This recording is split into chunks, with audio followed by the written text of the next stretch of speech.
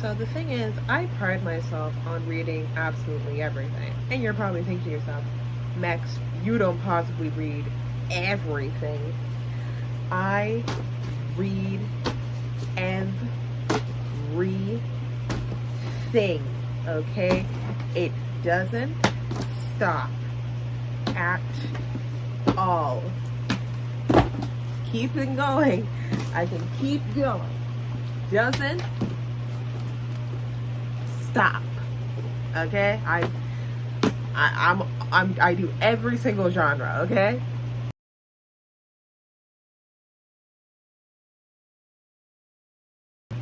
Happy New Year, everybody. It's a great time. It's a new year, a new me. Look, I even got a new hairstyle. You see, it really is a new year.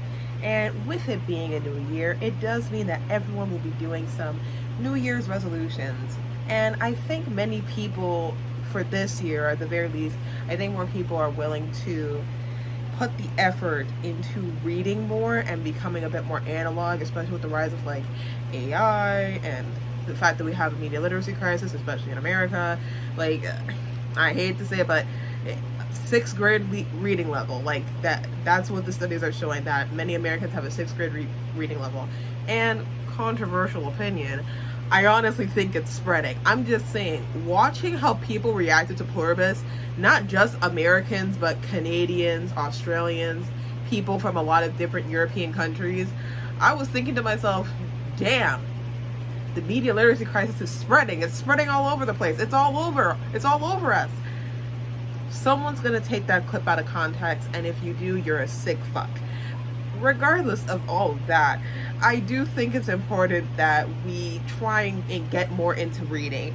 But I have noticed that while people do want to get more into reading, I think people have a problem with getting into reading. I think many people get intimidated by it, especially if they haven't read for a very long time, because a lot of people's last book that they read was when they were in high school. And some of them are in their 20s. So that tells you a lot about like reading. Like, I have had some coworkers and even a family friend be interested in a book that I'm reading. One second, let me grab it. Yes, it's in this bag. I just got my hair done today, so I have brought it with me. This book is from an indie author called Golden Gossamer. I'm actually planning to do a video on this book. I just haven't had the time to read it because my job's been stressing me the hell out. In fact, I'm actually very worried that I might lose my job because I don't have a car. And because I don't have a car, I can't get to work on time. I have to get rides. And my job is very strict about punching in. How strict? As in, every single occurrence I have is because I came into work a minute late. I wish I was joking.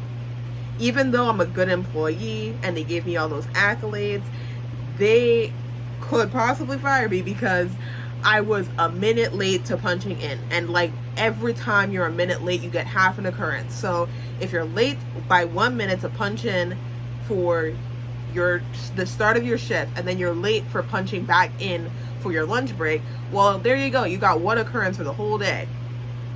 Congratulations. And it doesn't help that we have to do it on a fucking computer.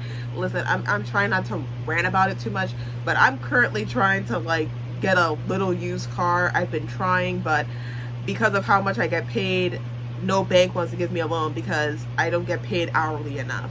And then none of my family members want to sign off on a loan so that I could buy a car, a used car. I'm currently talking with someone about getting a used car. They're gonna call me soon. That's what they said. But yeah, sorry for ranting a bit about that, but how about you like and subscribe so that I can look into getting a used car so I don't lose my fucking job, because the job market where I live is fucking shit. And I know what you're gonna say, it's shit everywhere. Well, it's really shitty here. Try looking for a job on an 84 square mile island. It's very, very limited. Anyway, back on track to what this video is actually about. As an avid reader myself and a person who likes to read, as I showed in the beginning, everything, I wanted to give a comprehensive guide to basically help people figure out what they want. And you're probably thinking to yourself, what are my credentials?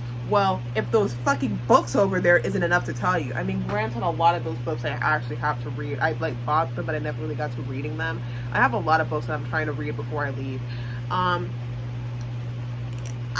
will say I'm still a very avid reader though, and I'm an English major. Okay, I'm an English major. I want to get my master's in English. I want to learn Latin for fun. You see how much of a fucking nerd I am to want to learn fucking Latin? So, with all of that being said, let's begin our journey to figure out how you can become a more avid reader. I'm gonna hold my hand when I tell you guys. Actually, the pandemic taught me that a lot of you guys are nasty ass niggas who do not like washing your hands. So, I am going to hold my arms within the space of where you'll be standing when I tell you this. You're gonna have to start with middle grade. And I'm not saying that to diminish your intelligence. I'm just saying, if we're starting from the ground up and we're talking about people who probably have very surface level media analysis, middle grade is probably the best place to start, because middle grade is made for kids who are just learning media analysis and anything revolving around literary devices. So everything is a lot more obvious and spoon feeding to you. I hate to say it, like, I know it makes people think that, you know, that they're being dumbed down, but I think it's like the best option because it's the easiest to digest, and it's a nice little stepping stone. I will say, I think what a lot of people do, which I don't really like, is when they talk about the literacy crisis and they bring up the fact that, like, it's a 6th grade reading level, and I think a lot of people think that reading from a 6th grade reading level makes you dumb. It doesn't make you dumb. It just means that you're at a stagnant point, and you just need to pass that stagnant point so that you can get higher up. You know, we just want to get you to where you need to go. You're not stupid. You're not dumb. Fucking hell, there are people out here with reading comprehension at a college level, and they're still obtuse. So hey, don't feel bad about yourself, okay? Anyway, some books that I would recommend that are within the middle grade range would be Keepers of the Lost City, Percy Jackson, and Olympus, yeah, Percy Jackson, and then any other books within the Percy Jackson verse.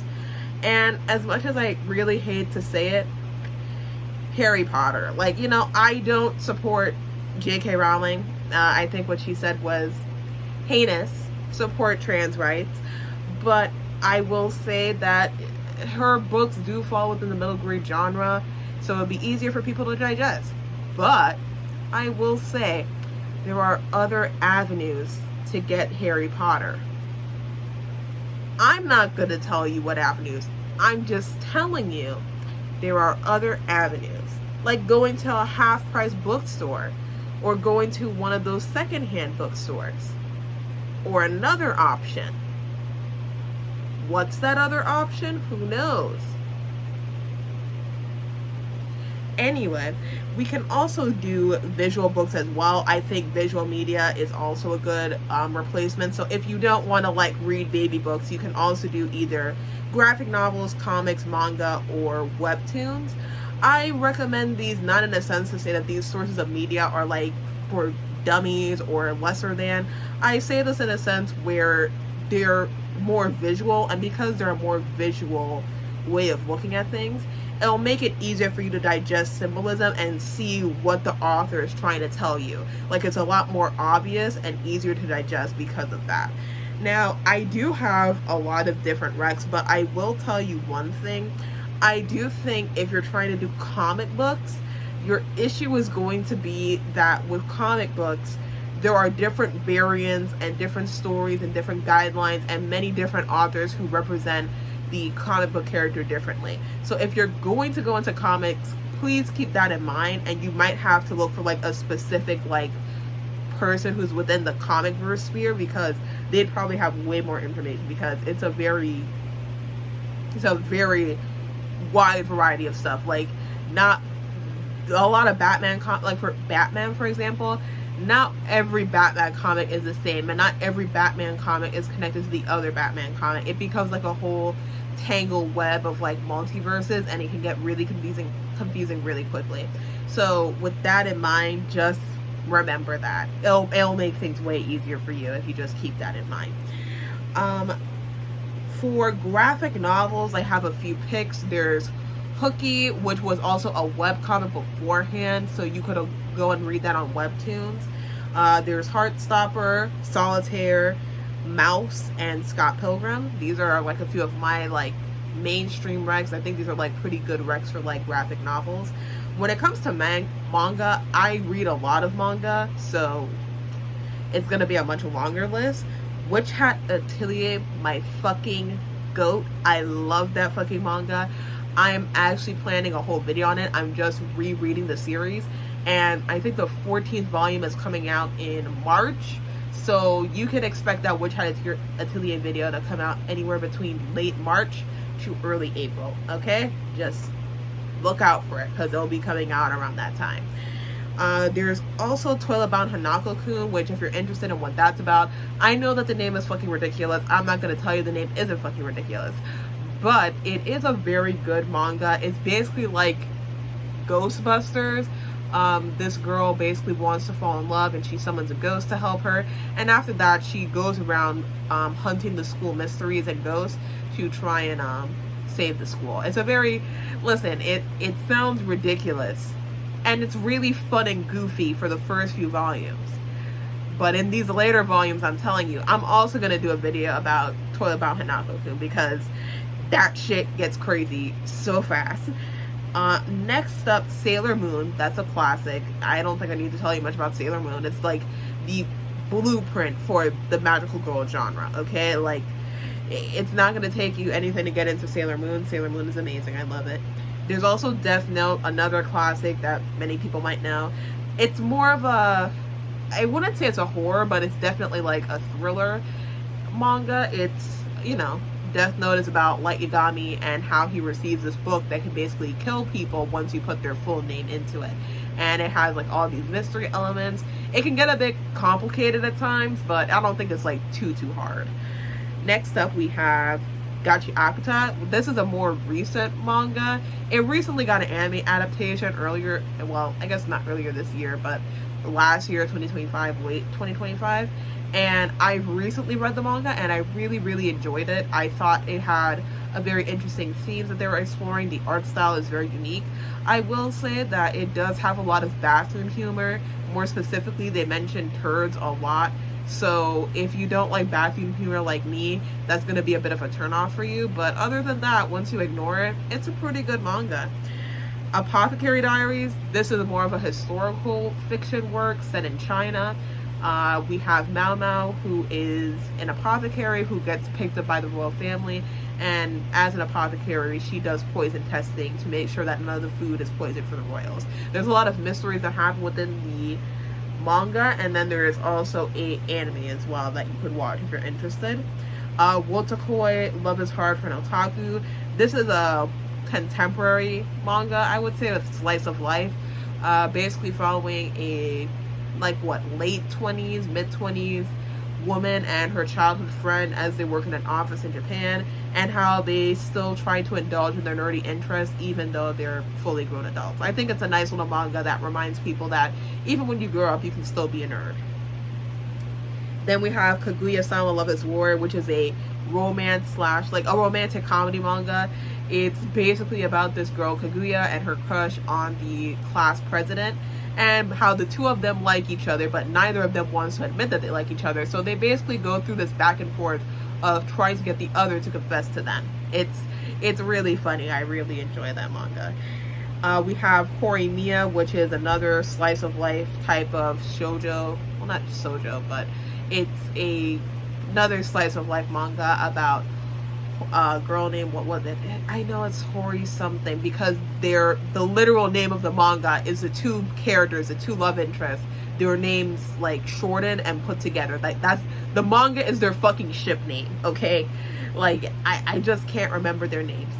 I know that I think the guy's name is Miyamura, so that there's that. a whole romance blossoms. It's a very slow slice of life manga. I might make a video about that one as well. Can't be for certain about it. And then there's just regular Junji Ito. He is a very famous, like, his works are considered classics within the manga sphere for horror. And I won't lie to you, the one genre I say that I don't really read the most of is going to be horror.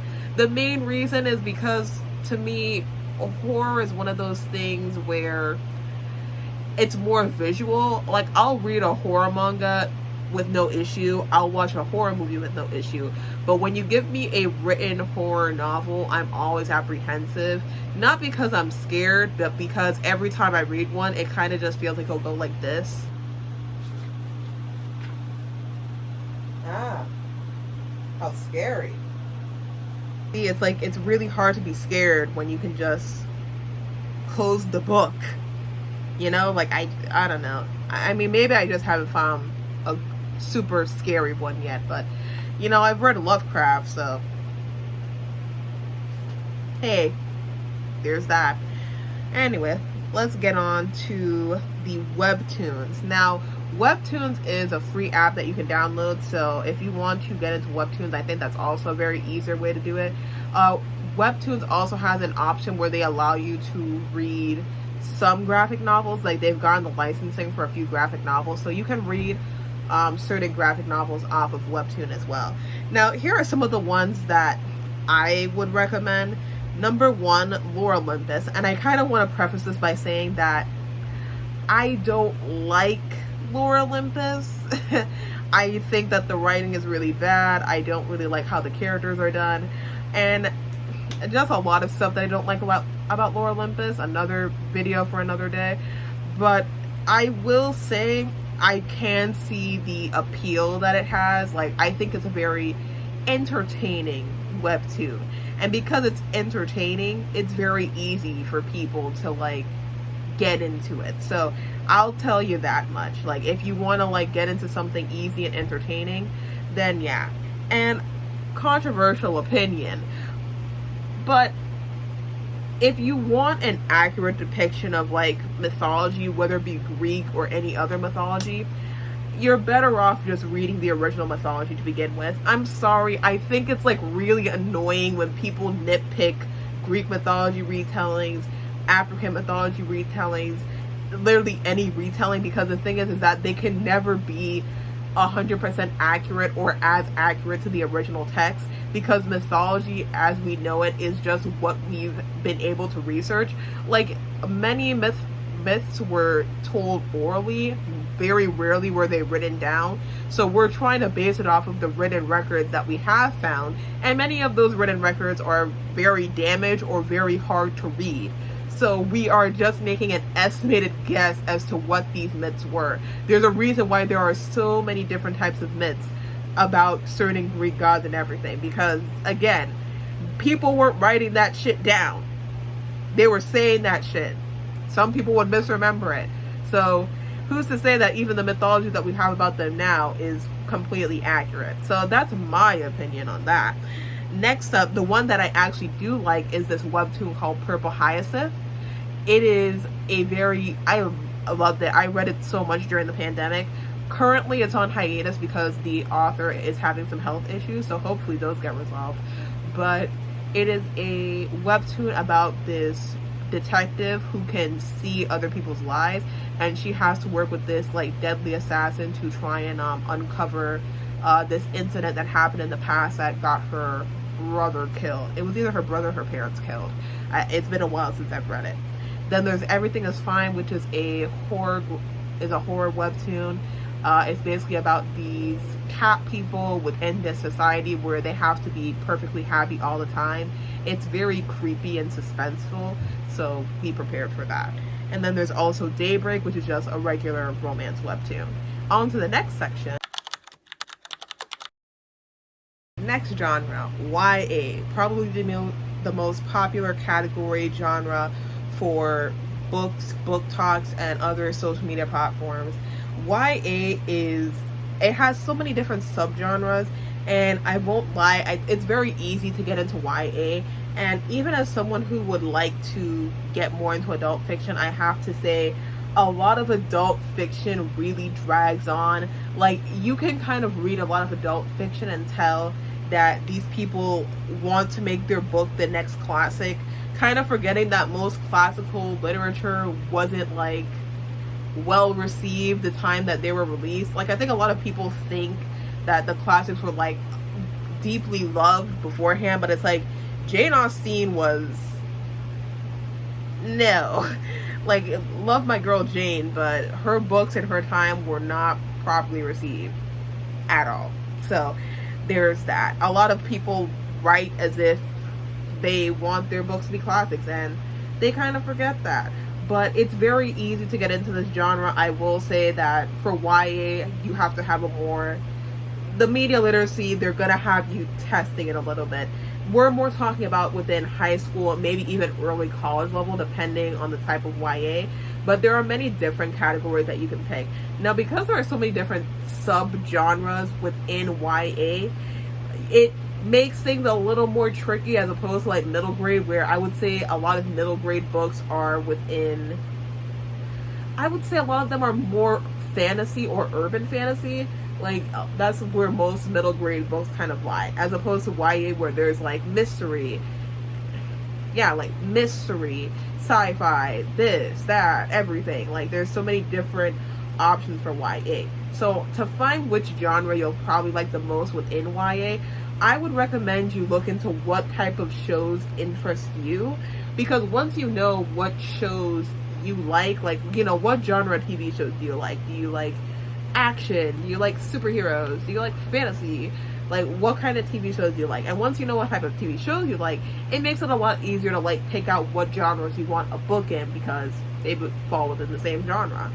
I'll say that many of these recs that I'm going to give you for YA are mainstream and books that I've personally really loved and will continue to love. So some of my favorites, I mainly read fantasy, contemporary, retellings, and then other genres, which would be mystery and then sci-fi. So here are some of my recommendations. My favorites are The Cruel Prince, Truly Devious, which is listen, I just want to talk about The Cruel Prince, but I do want to do a video about The Cruel Prince because I love that series so much. Like, I just love The Cruel Prince. I love the whole aspect of it. It's about this human girl, her name is Jude, she lives within the world of the Fae. The Fae fucking hate humans. And she is basically, there's a lot of politics. I do see that The Cruel Prince is commonly labeled as like a romantasy book, and I would say it's not really a romantasy book. Not that there isn't romance in it, but romance is not the main focus. Like, if you go into The Cruel Prince expecting romance, you'll be disappointed, because it's a lot more political than it is romantic. So just keep that in mind if you're going to read The Cruel Prince. Truly Devious, which is a mystery YA book, which is about a girl who gets accepted into this university where they only accept the best of the best, and then a murder happens at that university and she has to solve it, because her whole thing is that she wants to be into criminology. The Shadowhunter series by Cassandra Clare, that is a classic. I personally have not read it, but many people talk about it, and I know I will get crucified if I don't say anything. Next is The Raven Boys. That one's a bit more vague. It's about a girl who is asked by these group of boys from this very elite private school to help them with uncovering a mystery. Aurora Rising, that's a sci-fi book. I haven't read that one, but it's a sci-fi book. I read like a few pages of it, but I didn't get the whole premise off of that. Fourth Wing, a book that I have to read. I have it there on that stack, if you can see it there. I haven't read it as of yet. The Lunar Chronicles, another one I haven't read. It is about the whole series is basically a retelling of classic Grimm fairy tales, but with a sci-fi setting and on the moon, on a moon base, on the moon. We also have, and I will say I don't support Sarah J. Maas in a lot of the things that she's done. So we have The Throne of Glass, Avatar. I haven't read them, so I can't give you a concise meaning, but I will say that Sarah J. Maas has done a lot of problematic things, so if you can buy them secondhand, buy them secondhand. I'll give you a list here of the things that she's done. My mom just got home, so I gotta go. Boo. Yeah, we're in a different location. My mom came home. Shit happened. My grandma has some issues, so we're having a lot of fun tonight. Anyway, let's continue with the rest of the video. I'm trying to be quiet because my grandma and mom are asleep. It's the middle of the night. Look at my Christmas tree. Technically, it's my mom's Christmas tree. She's the one who decorates it, but it's pretty, isn't it? Anyway, let's get on to the rest of the video.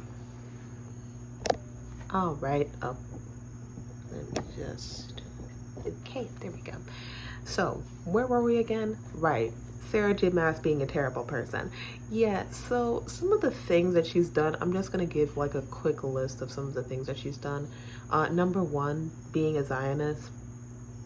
She has actively talked about her support of Israel and how her grandmother was a nurse for the IDF and how she is very proud that her grandmother was a nurse for the IDF. Starting it off really, really strong. You know, when my iPad shines a light under me, it makes me look evil as shit. Sorry, that looked creepy. That looked genuinely creepy. That looks creepy as fuck. It looks creepy, like. Okay, let me stop that. That's actually creeping me the fuck out. I'm gonna raise this up higher. That creeped me out a bit. Anyway, another thing that she did was her racism within her books. Now, when I make my Aquatar video, because it's Aquatar that people specifically talk about when it comes to the racism, yeah, it's very detailed. I think there actually is someone on TikTok who's discussing like the racism within the books. Now, granted, I do remember when I was in like Bookstagram spaces or Book Tumblr spaces before TikTok really became super popular, was a lot of people did talk about how Southeast Asians, how she did a lot of stereotypes with Southeast Asians. So I guess it's not completely far off. So yeah. That's also another thing. Another big thing that she did that was really bad, she used the death of Breonna Taylor, a black woman who was killed by police, for no reason. They got the wrong house and then they shot her and killed her, and they still haven't been brought to justice. Yeah, she used the death of that woman to promote her book.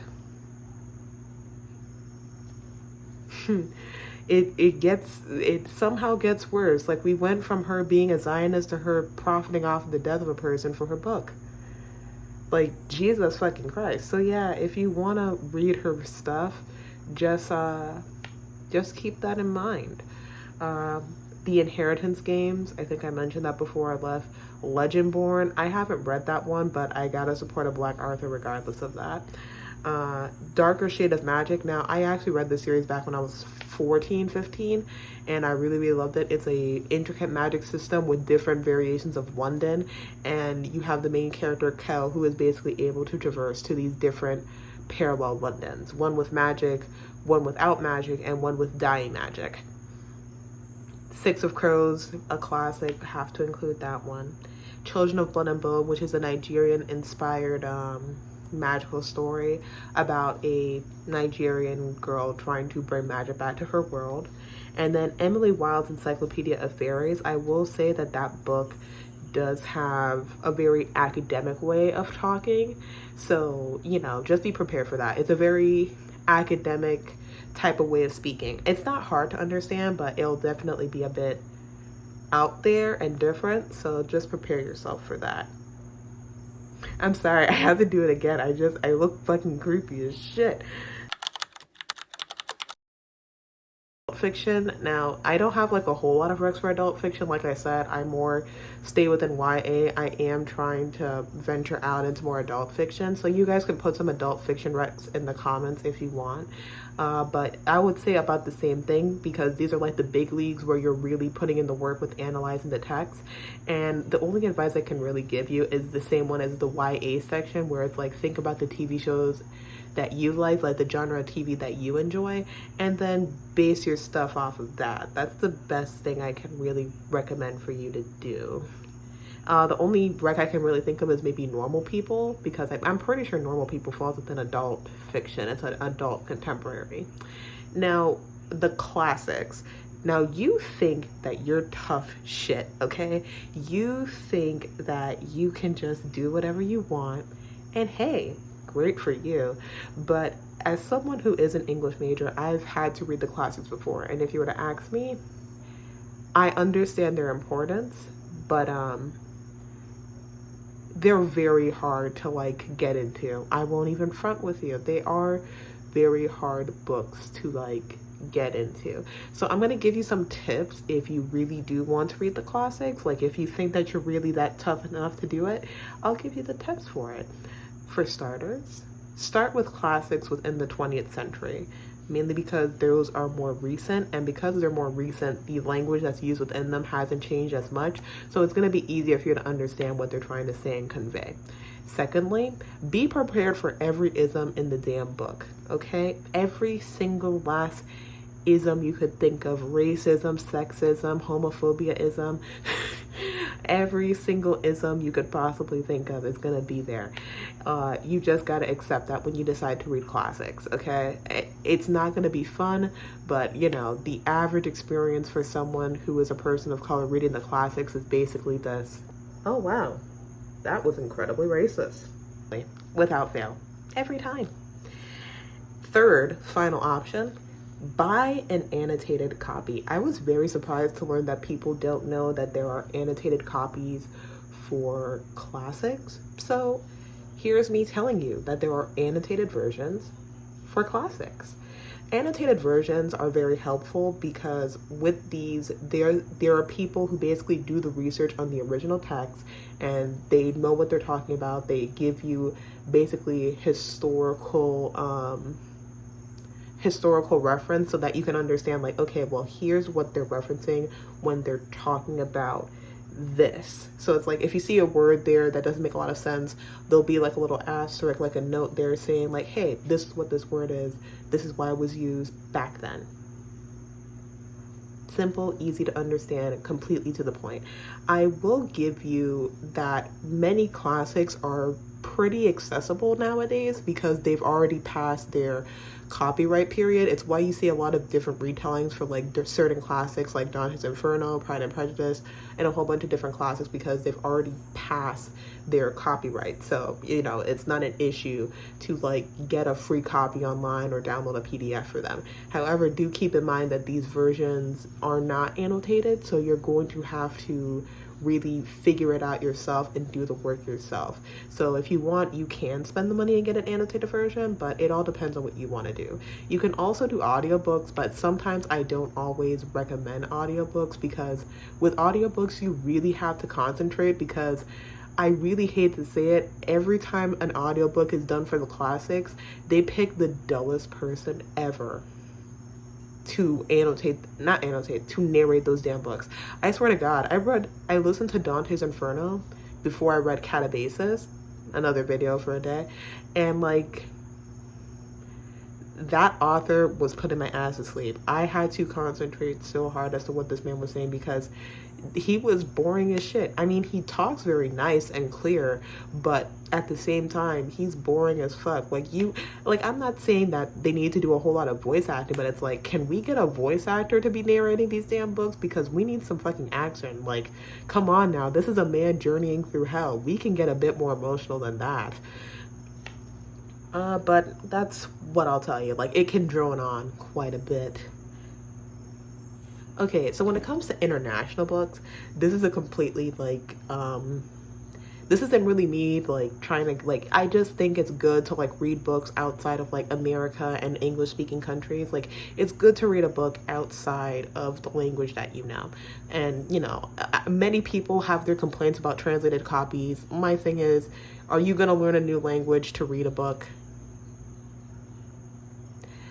Like, people don't understand the intricacies that come with translating a certain work, because the thing about languages is that certain languages have words that do not have a direct translated counterpart. So you do have to find the closest word to translate. And that can always have an effect on the writing, because again, when you're translating a work and the work has a word that does not have a direct English or whatever translation to the language they're translating to, it's going to cause some issues, unfortunately. But anyway, I am going to give you a few recs of international books that I like.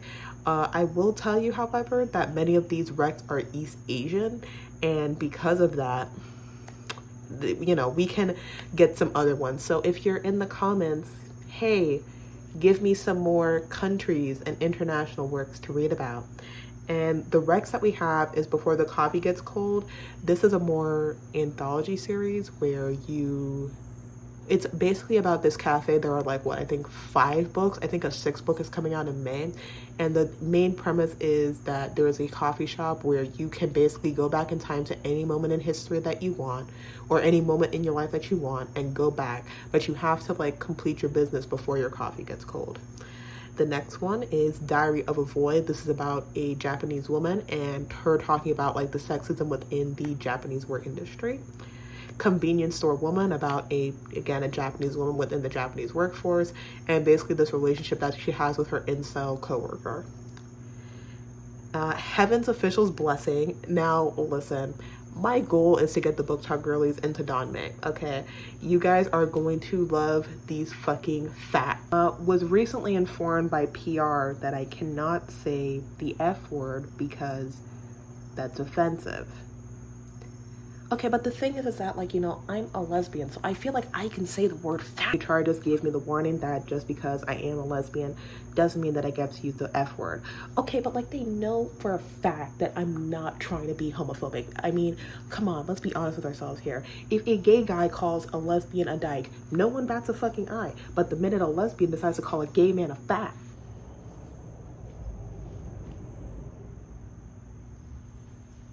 let's get back to the program. So I kind of forgot to like show you guys what an annotated book would look like for the Classics edition. So here is my annotated book of H.P. Lovecraft. Now, technically speaking, this is a collection of his stories and works. So let me give you a little bit of a better view of what this book is. So with an annotated copy, especially of like this length where they basically have combined all his stories together, it's gonna start off with like a foreword. That foreword is basically just going to include everything you need to know about H.P. Lovecraft and his work. For example, as we see here, we have the introduction by the person who will be annotating this book.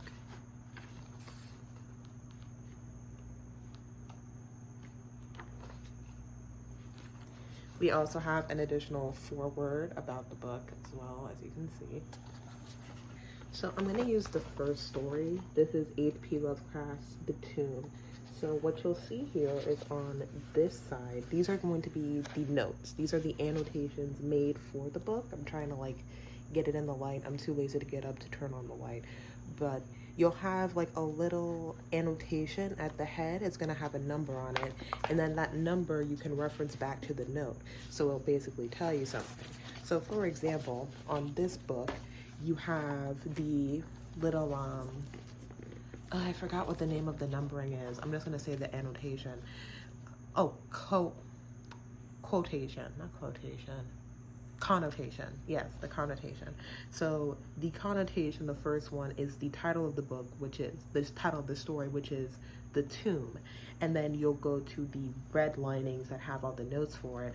And it reads here, number 1, written in June 1917 and H.P. Lovecraft's first story since 1908, it was published in the Vagrant 14, March 1922, 50 through 64.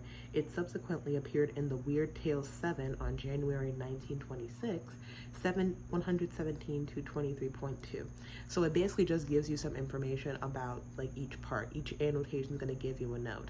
Same thing here where we have a quote here for the story. This is pretty hard. I'm probably going to have to turn on the light 1 second.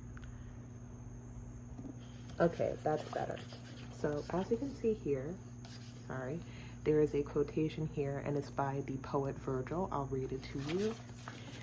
It's a Latin phrase, and so it reads, I'm just reading it through so I make sure I pronounce it right. Sebius ut saltem palicidus in morte quiscum. I'm pretty sure I pronounced that last word wrong, but it notes here what that quote means. So, notation 2, at any rate in death, I may rest in the peaceful abodes.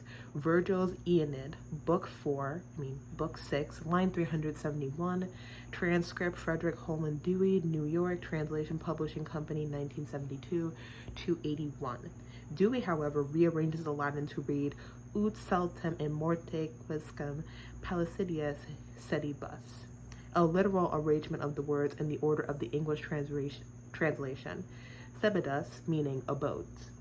While in the more traditional 1863 edition published by John Conington, London, Whitaker and Company, the Latin appears in the form quoted by H.P. Lovecraft.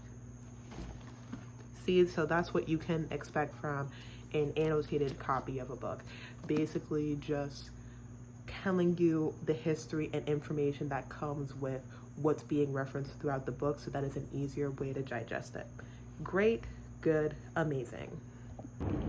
Now, if you don't like fiction at all, there are always non-fiction books. What you're hearing in the background is either a plane from the airport or it's the factory that I live next to. I'm sorry, you're just gonna have to deal with it. I deal with it every fucking night.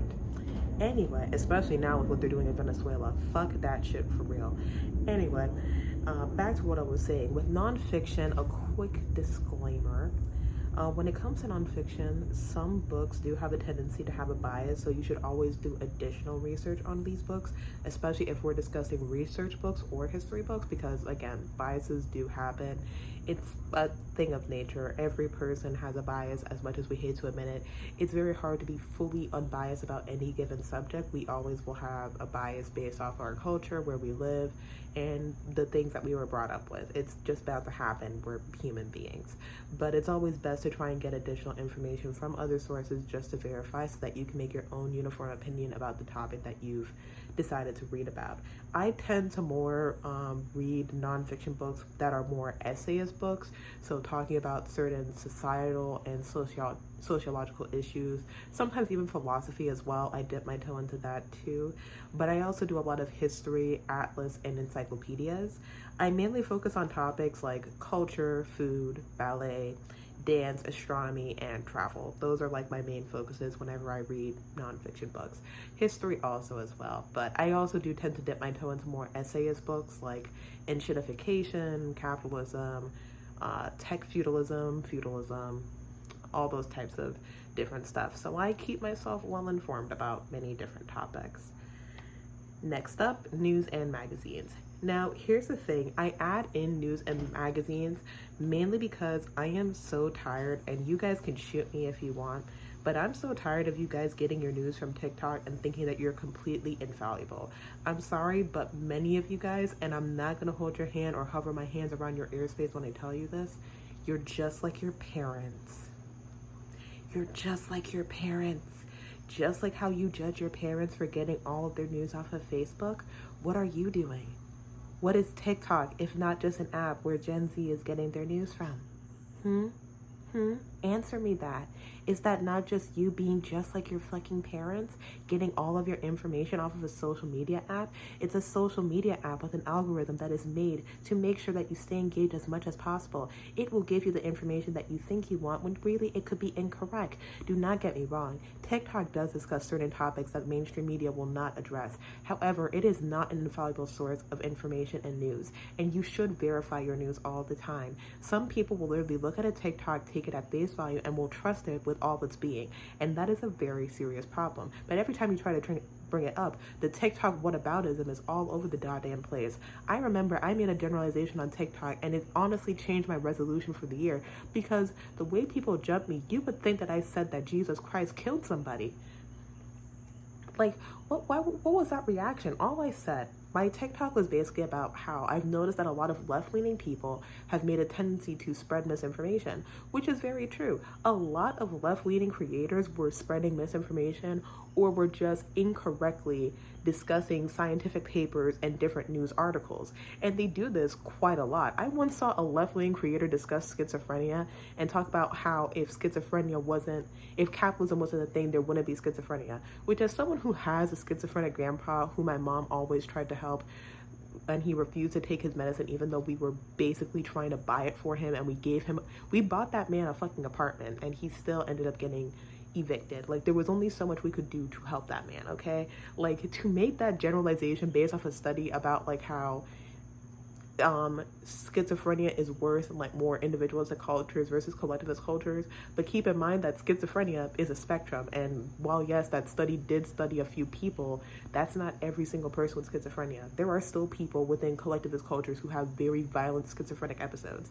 Like, when I saw that, I had to block him because it's like, dude, don't even like try to do that shit. That was some crazy fucking shit. Misinformation about microplastics, AI usage, AI water usage, many different topics where while the person does in fact have a point, they have a tendency to misconstrue the information or just discuss it in an incorrect way. And then when someone tries to correct them on that and be like, hey man, you're low-key spouting misinformation, like you're saying incorrect stuff, everyone wants to jump them and think that they're trying to be against the leftists. No, you're making a good point, but you don't need to spread misinformation or disinformation because your point is correct. Like, you can still make your correct point without using misinformation. It's not that hard. And that's all that I said. It was a very broad generalization because what are generalizations but broad? If I say the Caribbean is homophobic, that doesn't mean I think every Caribbean person is homophobic, and anyone with a brain between their head could figure that shit out. I'm mainly talking about the fact that the Caribbean has a tendency to exacerbate homophobic stuff within our culture. And any gay Caribbean person or Caribbean ally would understand exactly what I'm talking about, because let's be honest with ourselves here, it's not that the Caribbean is the safest place for fucking gay people. I mean, don't get me wrong, some islands are definitely safer than others, but let's be real with ourselves. Look at how we treat gay people on our islands, and I've seen it first fucking hand. I remember when I was in high school and we were talking about like, should Africa be allowed to stone people to death for being gay? I want you to think about a class of 10 people. How many of them raised their hands and agreed with that? 8. That was when I was in the 11th grade. So that was what? 3 years ago? Yeah, it's not great. And we're owned by a U.S. territory, so we're supposed to be the more progressive ones, supposedly. Puerto Rico has had a lot of hate crimes for gay people pretty recently, like quite a few killings for gay people. So yeah. Anyway, I made that generalization about the left because, you know, it encompasses more than a few people, like, you know, liberals, leftists, socialists, Democrats, democratic socialists, a whole bunch of different people. Man, they jumped my fucking ass so damn hard, I deleted the goddamn video and made a resolution for the year, which we'll talk about later on. But that's all I gotta say with that. When you're reviewing news and magazines, I say the same thing about nonfiction. These news networks can be very biased about certain issues. And also spread certain types of propaganda about other countries who honestly have a right to have their distrust with America or downright hatred for America because of the history and the things that we have done. And, you know, many news networks have a tendency to vilify them when truthfully, they got a point, low-key. High-key, very high-key. So keep that in mind whenever you're looking at local news sources. I always recommend NPR because NPR also has like a lot of like news stories that aren't like, you know, mainstream current event news, but other like articles that can help you out. The Cut also has more like societal and anthropological works that they do, so I recommend those, The Cut and NPR. Those are my recommendations. I read those the most. And finally, if you're gonna be an avid reader, you have to stay consistent. So what's really my advice for staying consistent? My advice is don't pressure yourself, basically. Like, don't feel overwhelmed with trying to be a great reader. Like, I think a lot of people tend to go overboard and they're like, I gotta read this much, I gotta do this much, listen, you're a beginner. It's okay. Think about it. When you learned how to ride a bike, did you know how to ride a bike? No, you had to use training wheels. And then after you use your training wheels, you learned how to use the bike without training wheels. And maybe when you started using the bike without the training wheels, you fell a few times, but you got back up, right? The same thing goes with reading. If you want to be a more consistent and avid reader, then you just kind of have to make the time whenever you can. Sometimes, because of life, you might not have the time, and that's okay. Don't beat yourself up about it. Think about it like this. It's better to do 10 minutes of reading a day than it is to do no reading a day. It's as simple as that. Think about the amount of time you take scrolling on social media and replace that with reading. That bet you feel better about yourself, huh? So that's all of my tips and advice because, well, that's all of my tips and advice. So now, as a fun little treat, let's look at my New Year's resolution so that you guys can remind me of it at the end of the year. And if I don't complete them, you can hit me with a bat. Hey, so I kind of forgot to add this in, but you can also use tracking apps to help you keep track of how much you're reading. The best suggestions I can give are Goodreads and Fable. Those are like the best options when it comes to tracking your progress when it comes to books. Okay, so my resolutions for 2026 and even some things that I would like to learn. Number 1, make it to 170 pounds. Now, I've been trying to lose weight for quite some time, and I really do want to lose some weight before I leave Ireland. Now, I will say I have a very lofty goal for this year, and that main goal is to go to London to finish off my bachelor's degree and then do my master's degree in. So I would probably, if I am able to do it, I would probably be in England for like a good decent amount of my 20s. So like I probably wouldn't be finished until like 25 or 26. So that's like my very lofty goal ambition. I have a lot of things to learn, a lot of things that I have to do, and I have been on TikTok, and a lot of people on TikTok have been very helpful about that process and what it takes. I have actually already put in my application, and I actually have received my first offer from the University of Westminster. However, I probably won't be going to them because unfortunately, when it comes to getting a degree in a foreign country, certain countries like America have universities that they'll only accept degrees from, like certain degrees from certain universities won't really get accepted. So I have to basically look at the list of universities that are on that list of like degrees that the US will take degrees from and then go there. So I'm trying to hope that I can get an acceptance into the King's, what is it? I think it's what the King's College of West London is. I'm pretty sure that's the name of it. And I hope I get accepted to that one because that one was like the best one that was a lot more affordable. So fingers crossed, but I think I might be able to do it because Westminster actually has less of an acceptance rate than the King's College. So it's probable. Let's all hope and pray. Hope. Lots and lots of hope. Anywho, decreasing my screen time. It's been a slow process, but I have been getting there. So I've been spending a bit less time on my phone. Like my TikTok has gone down from being 3 hours, actually 4 hours if I'm being honest, 4 hours on TikTok to now being 3 hours. It's progress, okay? Like the new year has just started. Don't get on my ass too quickly. Learn Latin and Spanish. As someone with the last name Gonzalez, not knowing any Spanish is very embarrassing. It's also embarrassing because I'm half Puerto Rican. And all of my half siblings know Spanish. And my dad's first language is Spanish. And my abuela speaks nothing but Spanish. You see where I'm getting at about how embarrassing that shit is? And Latin is just for fun because I'm a fucking English major. Maybe I could take a Latin class when I go to university, who knows?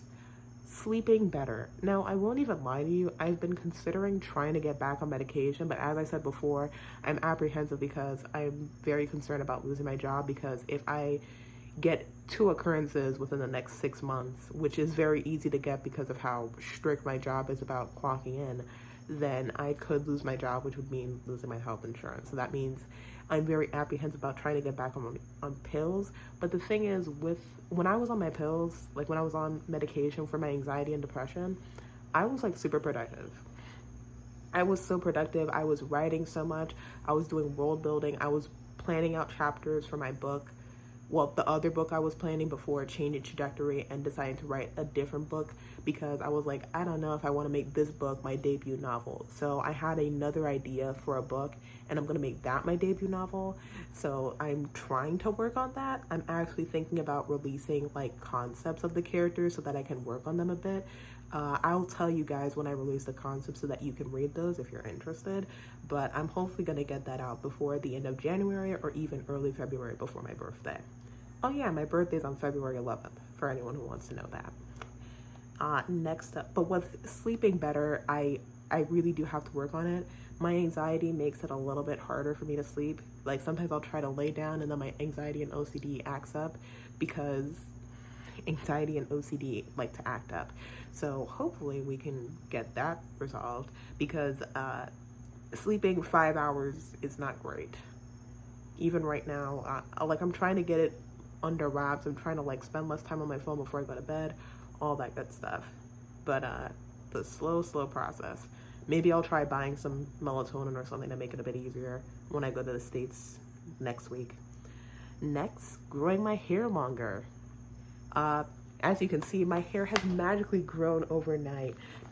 No, but jokes aside, I am trying to grow my hair. I've actually bought a few I did find out recently, I went to the doctor, and you know, that's also why I want to lose weight, for health reasons. My A1C, while it wasn't bad, it was, personally, I didn't think it was good. Like my doctor was, you know, insistent. She was just like, you know, your results are all very good, even my A1C, but my A1C concerned me because to be considered a diabetic, your A1C has to be 5.7, and my family has a history of diabetes. My grandma has diabetes, and many other members of my family were either born with diabetes or developed diabetes later in life. So diabetes has always been a scary thing for me, mainly because my family kind of scared the shit out of me all the time about diabetes. Like my mom would like inject my grandma with insulin and be like, do you want to end up like this? Stop drinking those fucking sodas. It, you know, it gave me a bit of a paranoia about diabetes. Like I probably go to the doctor about diabetes concerns all the time. It's not fun. But my A1C was 5.3, and my doctor was like, listen, that's perfectly healthy. Like, that's not abnormal. You're going to be fine. But I was like, no, that's 4 points. That's 0.4 points away from being considered a diabetic. And I don't want that. So I've been trying to like walk every day on my treadmill that I bought, and then I'm also trying to eat healthy. Emphasis on try because I keep stress eating because I'm constantly stressed out. Anywho, growing my hair longer, that's another thing that I'm trying to do. I have trichotillomania, and if you don't know what trichotillomania is, it is basically where I compulsively pull my own hair out because I'm stressed out. I do that because of my OCD and also my generalized anxiety, and it's like a self-soothing thing. I don't even realize that I do it until I start doing it. I honestly think you can look at some of my videos where my hair is in its natural state and you can literally see me pulling my hair out because it's such an impulse that I don't even realize I'm doing it until like I become aware that I'm doing it. Like, it's just something I do on impulse. But yeah, I've bought some vitamins and everything because I did find out that I have anemia, which is probably what was causing my hair to break. So bought some iron pills, bought a few other vitamins and medications to help with like hair growth and like getting my vitamin levels up to what they need to actually be. Next up, revamping my closet. Now here's the thing, this isn't like a vain necessity, this is more like a need that I have to do. A lot of my clothes are from when I was a teenager and I am about to turn 22 next month.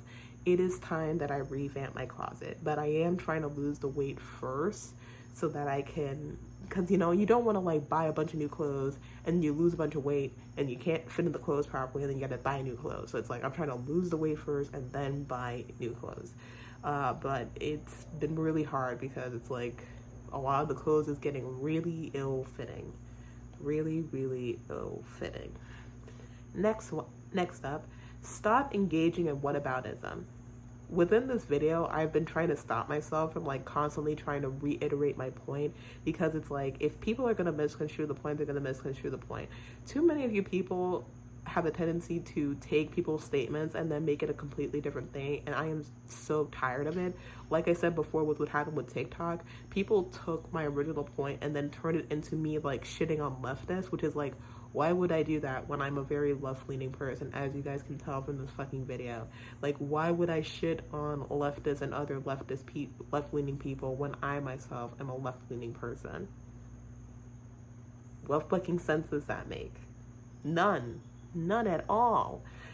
So it's like, if people were putting like words in my mouth trying to say that I'm like some right-wing grifter, that I'm doing this and the other. It's like, no, I was bringing attention to an issue and you guys are trying to fight me on this.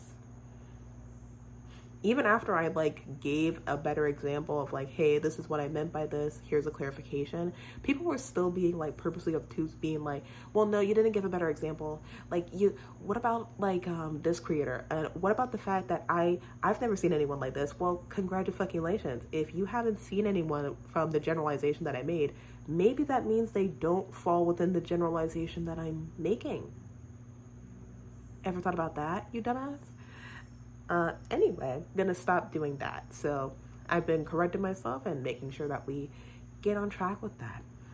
Next up, writing more for my Genshin Impact fanfic, writing more for my, original story that I'm trying to publish. Just trying to get back into writing, because last year my writing fucking sucked. Like, I'm seeing a downgrade in my writing because I just haven't been really engaging with my writing, and I honestly have to admit that I've been bed-rotting, procrastinating, scrolling on TikTok, just kind of wasting away when I should be trying to do a bit more. And I'm trying not to be too hard on myself, but it's like, I can only really blame myself for allowing that to happen. Learning how to draw. This was also my goal for 2025, but just like writing, it just kind of fell to the wayside. So I'm gonna try and get back onto that. I might actually try and do some drawing tomorrow when I wake up. Next up, learning violin and embroidery. Now, violin, I don't know if I'll be able to do this year, because the thing is, a violin is a very expensive thing. Like, violins are not some cheap little thing that you can buy. They're very, very expensive. Honestly, any musical instrument is expensive. In fact, I actually do know how to play a musical instrument, and you guys, I know what you guys are gonna say when I tell you what instrument I know what to play, and you guys have to promise me that you're not gonna say anything, okay? Pinky promise here, okay? Clarinet. Don't say it. Don't type it. I know what you're trying to type. I know you can hear me. I know you can hear me. I know that you're hovering over the CLA. No. Stop it. I know what you're thinking. I know what you're gonna type. I know what image is coming to your mind, okay? Don't say anything. Don't say anything, okay? Done. But yeah, violins are expensive. So, and I have so many things that I'm trying to like save for. It's like trying to get a car, trying to save for university, paying off my credit cards. And then I recently found out something about the house that I live in, which is my grandma's house. And that's a new stressful thought that I get to think about in the middle of the night when I'm trying to sleep better. So gotta make an emergency fund for that, because my mom is not taking that issue seriously. I'm not gonna get into depth about that. Just know it's a very stressful situation for me that my family does not seem to care about one fucking bit. So I guess I have to care about it because of anxiety. And also embroidery. Now, embroidery is probably gonna be a cheaper thing to get into, so it's not too bad. Reading 100 books. Now, I've had reading 100 books as a reading goal for quite some time, and I've never really made it to it. The closest I ever made it was like, I think, what, 45, 50?